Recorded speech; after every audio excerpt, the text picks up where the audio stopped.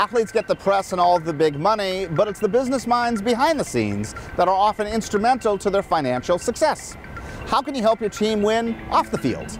Today we'll talk naming rights, corporate sponsorship, strategic planning, and taking your sports dreams all the way to China. The business of sports. You're watching The Language of Business with Greg Stoller. Professional athletes are fun to watch, and the best ones make millions. But who looks after the fine print of their contracts? Joe Rosen is the head of the baseball division of Orpheus Sports and represents professional ball players. Welcome to The Language of Business, Joe. Hi, how are you, Greg? So how did you find your first client? I was a lawyer at a big firm in Boston, Goulston & Stores, and I made the decision that this is what I was going to do. I had developed the sports practice at Goulston for a number of years, wanted to do the player representation side, and approached the managing partner at Goulston about it, but it was really something that the fee structure didn't work in a big firm. So I went out on my own, and that was the big question. It was like, how am I going to find my first client? And I got a call from a buddy of mine who I went to law school with. This was about a month after I had started doing this. I said, well, how do you do it? Do you just go up and say hi and I'm Joe and I'd like to represent you and that type of thing? Or do you offer to play catch with them? Pretty much. They wouldn't want to play catch with me. So I did, and I talked to, and he said, yeah, that's really what you do. So the first professional player who I represented was a player named Ryan Shaver. The player's mother called my friend and said, hey, I'd like you to represent my son, just out of the blue. And my friend said, I can't really do this. He had been doing it for 10 years. This was a really young rookie ball player who had just signed out of junior college. And my friend called me and said, hey, I got a player for you if you want to represent him. And I said, absolutely, 100%. And I flew down to Arizona in July when it was about 140 degrees, and I signed him, and that was awesome. What does it mean, though, for the benefit of our viewers to represent a player? That doesn't necessarily mean the player is going to make it, but you are, quote unquote, representing them, right? If you're representing an amateur player, a high school player or a college player, that's what's called, advising that player. And there's limits on what you can do. The NCAA limits what you can do, but the NCAA specifically allows high school and college players to have legal advisors, and you can help them and give them information about their draft prospects and things like that. So that's sort of the advising stage. So you're representing a player, but there can't be a written contract, so it's a very different thing. Representing a professional player, there's a lot of things that come into it.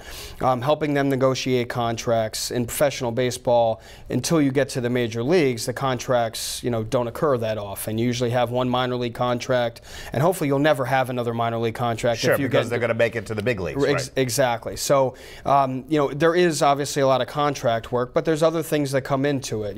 As their agent, I mean, that's what representing a player means. You're taking care of their equipment deals. If you can't get them an equipment deal, you're taking care of their equipment. You're purchasing their equipment for them. You're helping them find a trainer. You're helping them with, I don't do financial advice or tax, but I have relationships with people that I'll make introductions, or I'll help them make their selection of those people. How many athletes do you feel comfortable representing? I think my maximum for me personally would be between 30 and 35. I'm less than that right now. I like 25 to 30. That's always been the number that I feel comfortable with.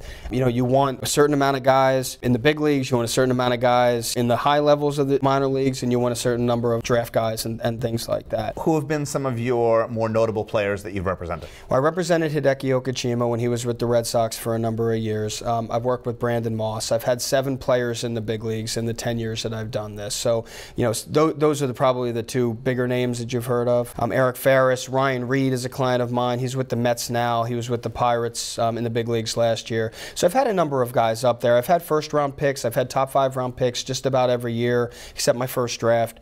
It's been good. And now the recruiting side, it comes to me a little more than I have to go to them. How do you get paid? Because we think of professional athletes as making millions, right, but when you first come onto the scene, they just have big dreams. Right.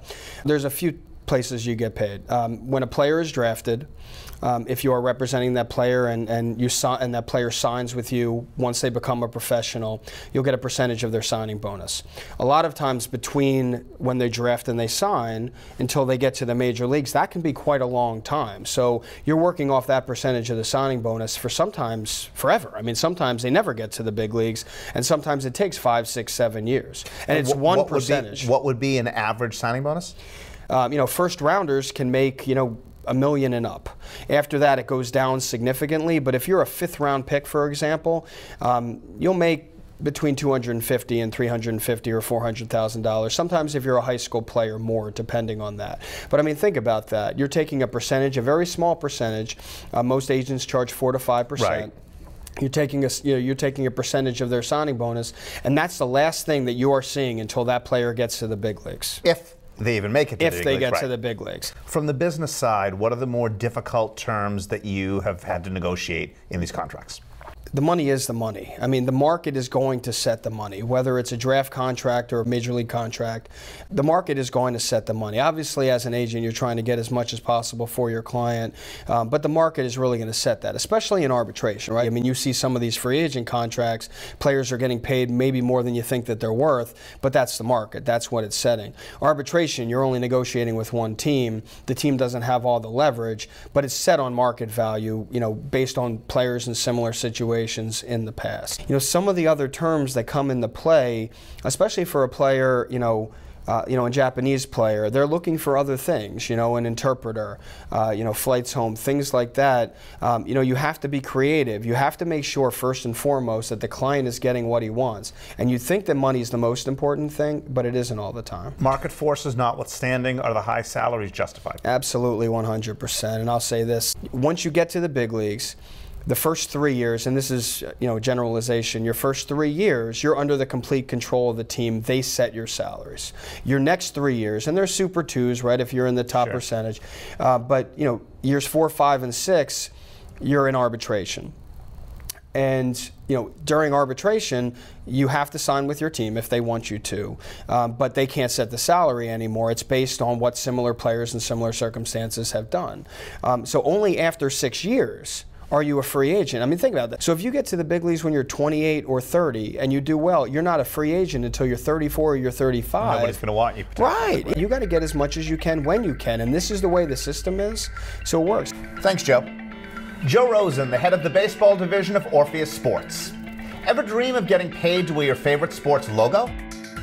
Coming up, a poor American kid moves from the housing projects to become a sports maven in China. My team depends on me. And my team is 50,000 strong. This is what it feels like to be part of a team. A winning team. The Action Team. Get in on the action at actionteam.org. Are you in?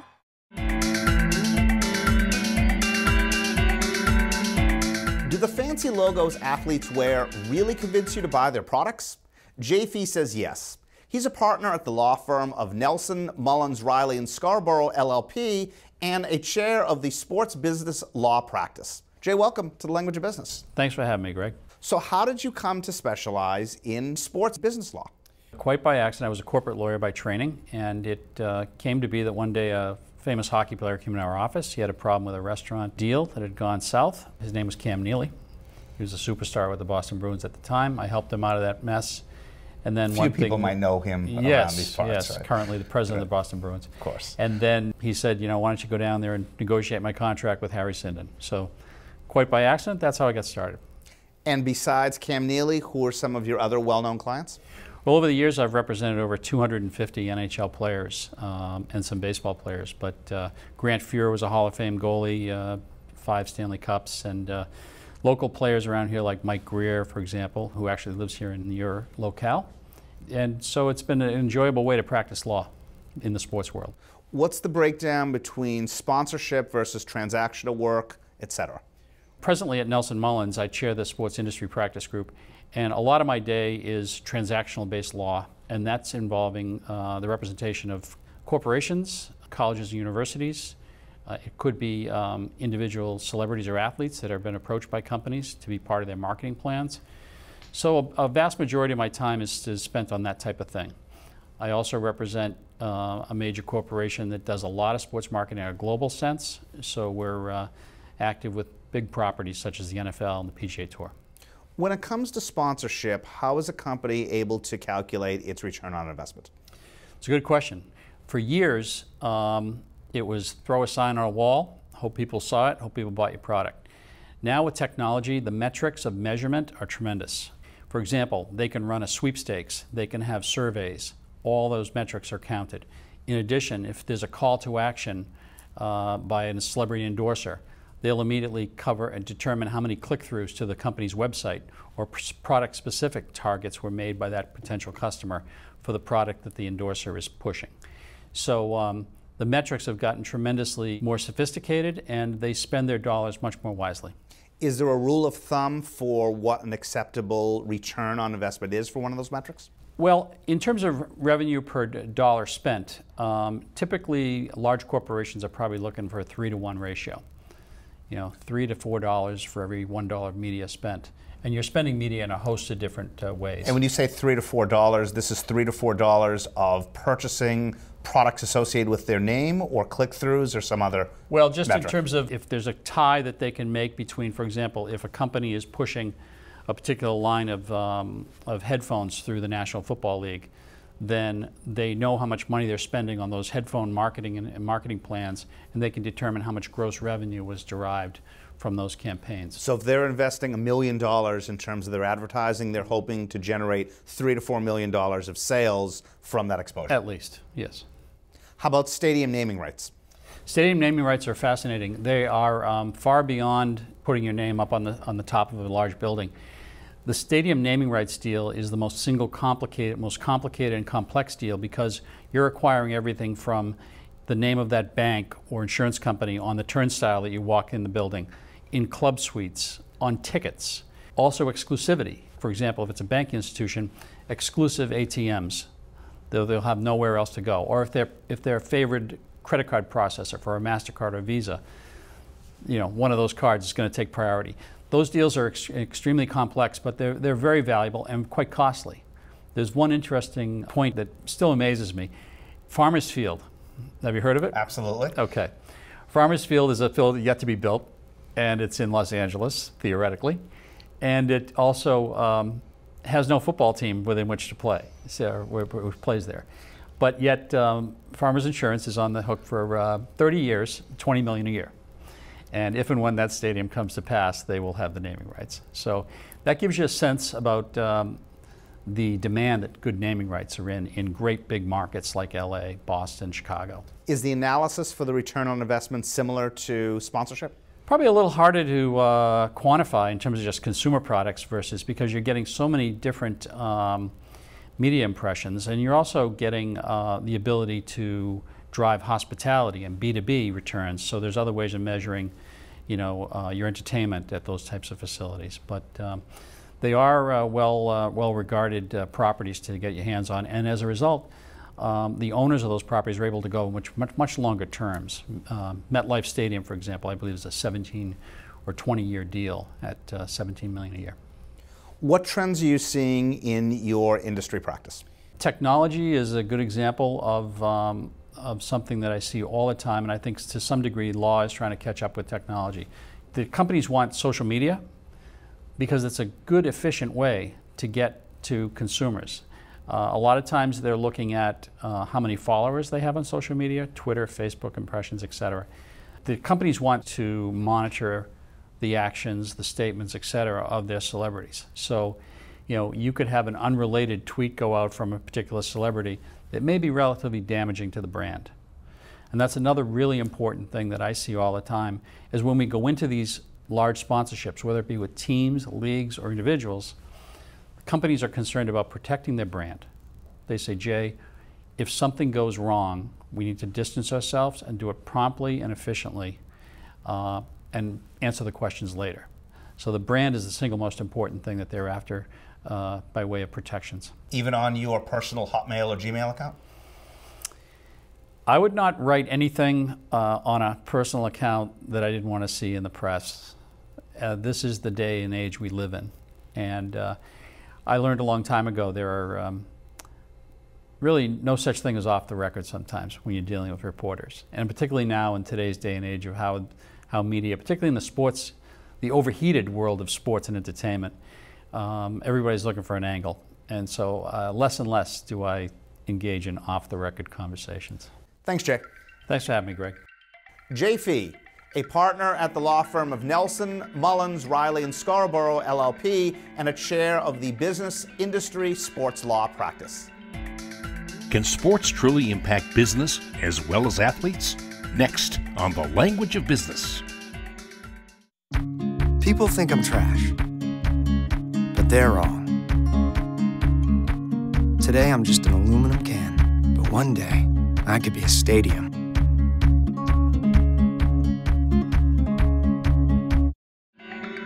This is The Language of Business with Greg Stoller.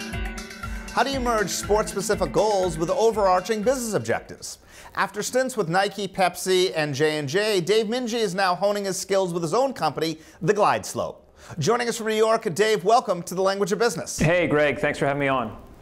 What does the company's name, The Glide Slope, mean? Glide slope technically is an aeronautical term. It means the proper path an aircraft has to take to meet its landing point. And so a little bit of a metaphor, a theoretical kind of point of view on the sports industry is that we feel there's a lot of planes out there that are circling, if you will, and up flying high in the air who might not necessarily have the right approach to the proper business results they're searching for in the space of sport. So we tended to see ourselves as the handful of consultants, if you will, in the air traffic control tower. Now, so if you think about a glide slope, if you're above it, you overshoot the target. If you're below the proper path, obviously you're probably going to ditch into the dirt. And we want to make sure that our clients have the right approach and the right angle on attack for using the sports industry to affect their bottom line growth. So what types of clients do you service? You know, it's sort of an interesting offering for us at Glide Slope that we don't traditionally go after the large sports companies. Our main focus is those businesses whose core is not sport, what we tend to call the non-endemic. So if you think of large financial institutions, healthcare companies, automotive manufacturers, for us it's not really about the Nikes and the Red Bulls of the world. It's more about those businesses whose core, as I said, is not sport, but increasingly are starting to turn to sport as a marketing tool to increase their bottom line. What does a typical client engagement look like? Our typical engagement might surprise you a bit, particularly because of where we start out. So for us, when we walk into a client, we're not immediately talking about the excitement of sport. We simply sit back and ask the client a series of questions first that lead us on a longer path to understand what's keeping them up at night. Because as we simply say at Glide Slope, there's no point in using sport, especially considering how expensive it can be around the world, if there's not a direct strategic approach on how it's going to help a company do what they're already trying to do. So again, keep in mind that we're with the non-endemics. So we want to know what a company's focused on. Is it greater retail penetration? Do they have an HR, employee, and retention problem? Perhaps around the world they might have some government relations issues or are working on some trade and tariff or trying to introduce new innovation for products in new markets. That's most important. And we believe it's very easy to get intoxicated by the sexiness of sport and all the glamour that comes along with it. And we want to make sure, number one, that our clients never lose sight that sport is only a tool to be used to affect to a positive degree what they're already trying to do. So our typical engagement starts with that type of alignment, making sure the executives understand exactly what they hope sport should accomplish for the company, and then moving into a strategic development to align to that goal, and then pulsing them through several series of steps to get all the way to the point of an activation. But then, most importantly, don't stop there. The key point at the end is to measure, and then, as we say, rinse and repeat and go back to the first step. So once you measure how effective sport has been, let's categorize that in a way that the executives who set up the alignment can digest whether this is truly working, and hopefully if it is, in what way can we increase to be even more successful moving forward.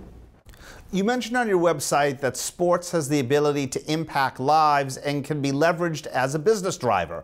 Is that a metaphor, or what does that mean in reality?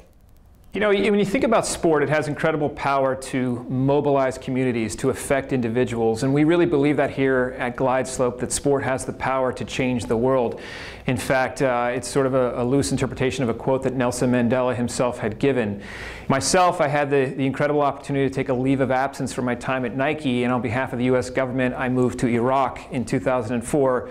Namely to help restart the Iraqi Olympic Committee. And I'll tell you an interesting story from there is that when we played the first Iraq football match and trying to get them re-qualified for the Athens 2004 Olympic Games, it was against Kuwait. And it was the first official meeting that those two nations had had in about 10 years, of course, given the conflicts of the regions. Dramatic incidents of that night dropped probably about in the 80% range. So what we could clearly see is that Sunni, Shia, Kurd, Turkmen, Christian, it didn't matter. They were all concerned that evening with how their national football team was once again taking the pitch and how they would be performing against their neighbor in Kuwait. And so when you think about the Final Four here in the United States, the way the Super Bowl captivates us every Sunday, once a year, sport has this unbelievable power to allow our passions and our sort of expressions of self, our identities, to come forth. And we think that if businesses can understand that and the social and emotional undercurrents that make that such a powerful thing, they can use that and leverage that to great business advantage. What types of companies compete with you? In launching GlideSlope, we often got asked about competitors to our offering, and what we like to say is that we really don't believe there's many people out there doing what we do. First and foremost, we come at it with a heavy analytics and insights effort. We really want to understand data to find insights that deliver foresights to our businesses. But specifically in the industry that we call sports marketing or global sports marketing, there certainly are many players that have global consultancies. However, most of those are laddered up to a larger company or even to a holding company family of operating units. And what you tend to see is that they will also often be associated with elements of those companies that represent athletes, that sell property rights, and kind of play both sides of the table, if you will. We thought it was very important in launching GlideSlope that we were independent and neutral in only brand side. So for us, starting with analytics and insights, we obsess on strategic efforts that can move a business forward, but only done so in an objective, free from conflict kind of way. And we believe that offering not only is new to the industry, but is also going to be the most effective way that businesses can truly leverage sport moving forward. Simply focused on their business goals and understanding how sport can drive unique benefit if done well on a strategic platform. Thanks, Dave. Dave Minji, president and founding partner of the GlideSlope. Do you think big when it comes to sporting event management? Coming up, what's it like speaking Chinese with a Boston accent? Up, college is hard. Down, those books are heavy. My sport is football, but my passion is education. So every year I take promising high schoolers on a college tour to show them that higher education means a brighter future. My name is Nnamdi Asamoah. I don't just wear the shirt, I live it. You can be a reader, tutor, or mentor too. Take the pledge at liveunited.org/volunteer. Do you wear this?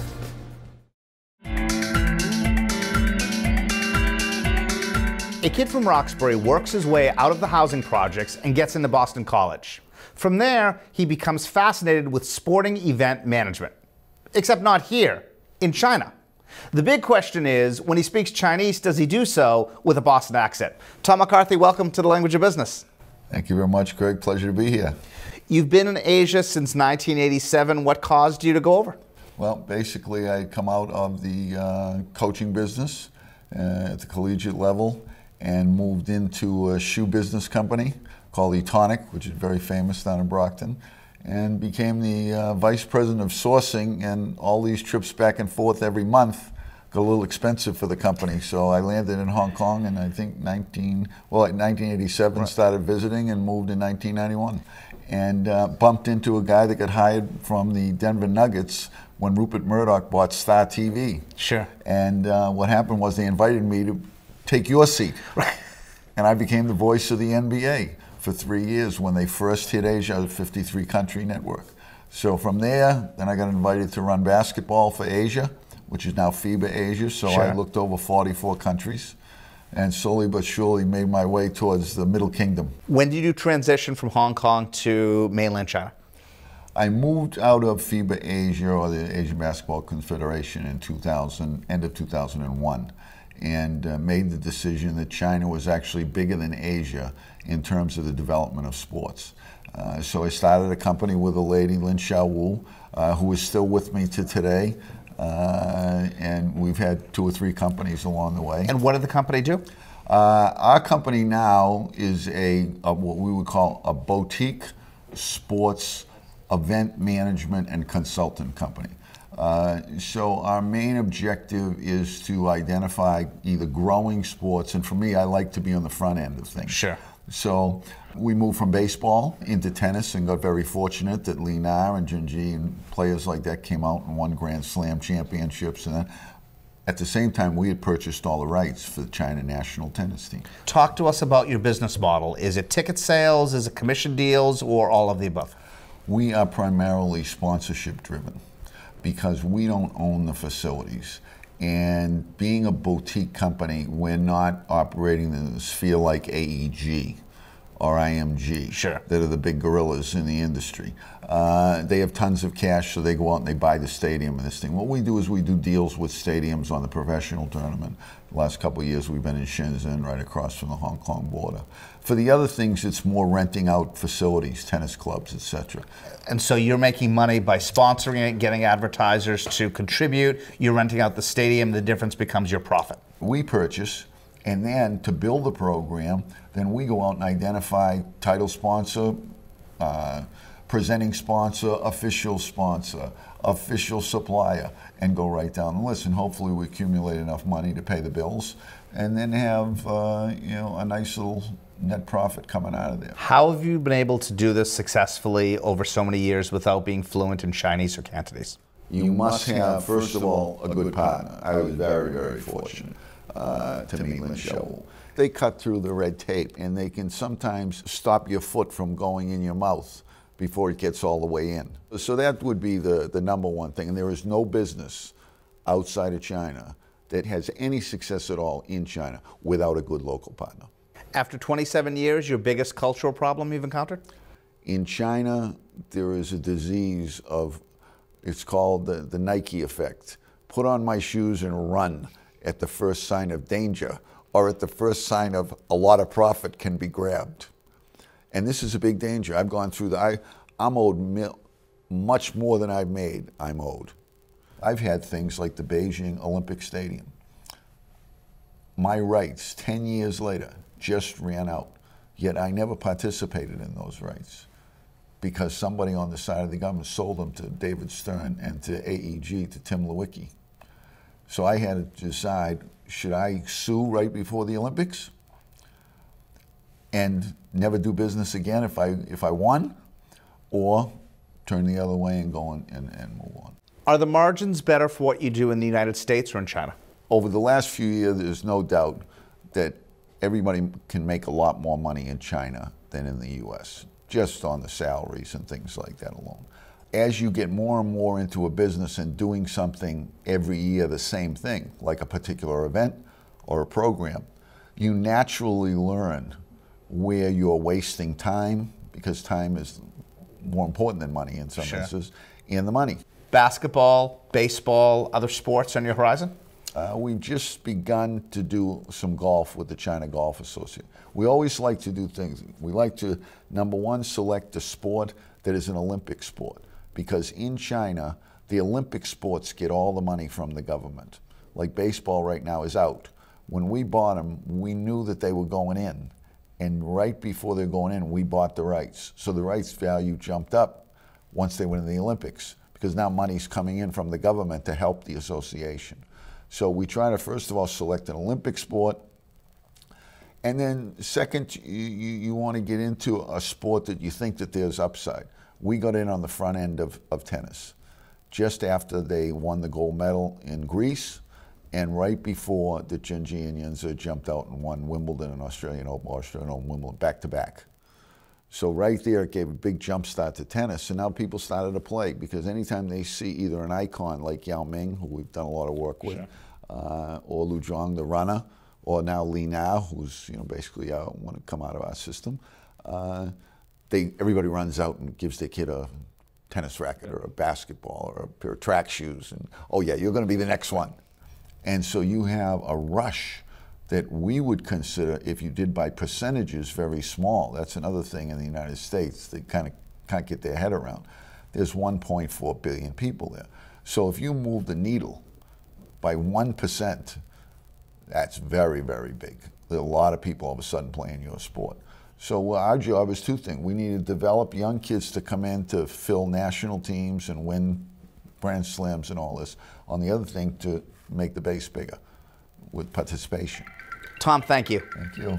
Tom McCarthy, President and CEO of the Beijing International Group, where he certainly knows how to think big. The power of branding. We'll talk with entrepreneurs all over New England about marketing, relaunching, logo development, and tweaking their brands for growth. Next time on The Language of Business.